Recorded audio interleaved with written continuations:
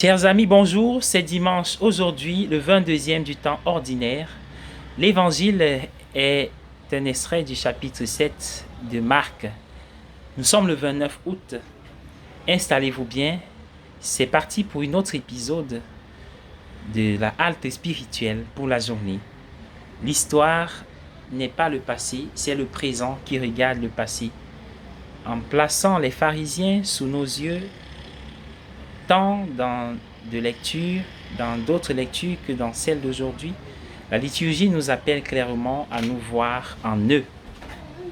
Comme eux, nous savons qu'il est beaucoup plus facile de s'occuper des choses extérieures et visibles que du monde intérieur des attitudes, du cœur. Ainsi, comme les pharisiens, nous avons tendance à nous évaluer et à évaluer les autres de manière purement extérieure. Le nombre de prières que nous récitons, la quantité d'argent que nous donnons, etc. Il n'y a rien de mal aux choses extérieures, mais il existe aussi un monde intérieur qui façonne et donne un sens à l'extérieur. Lorsque nous faisons de la religion un commerce, nous transformons l'esprit intérieur en une chose extérieure. Le philosophe allemand Hegel, l'un des penseurs les plus influents du XXIe siècle, a écrit « Le sang, en tant que simple chose, a le caractère de l'extériorité. Il est donc susceptible d'être pris en possession par un autre à mon exclusion. Il peut tomber dans une main étrangère, puisque le processus d'appropriation ne se déroule pas dans l'esprit.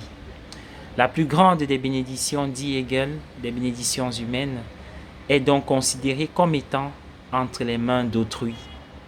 Ceci n'a pas été écrit à propos des pharisiens historiques, mais à propos des chrétiens qui ont développé une attitude similaire à la leur. Il est difficile de conserver une vision claire de l'Évangile. Dieu est esprit et ceux qui l'adorent doivent l'adorer en esprit et en vérité, dit Jean chapitre 4, verset 24. Nous risquons toujours de nous mettre dans la peau des pharisiens. Ce qui manquait de manière spectaculaire aux pharisiens, c'était toute forme d'intériorité ou de profondeur.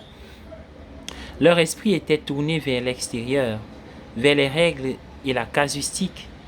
Ce qui compte, dit Jésus, ce n'est pas ce qui entre dans une personne de l'extérieur, mais ce qui en sort de l'intérieur. La religion n'est pas une question de choses, elle est une question de vous, de moi. Il s'agit du type de réponse que vous donnez au monde, aux autres et à Dieu. Il s'agit de savoir si cette merveilleuse chimie de l'Évangile se produit en vous.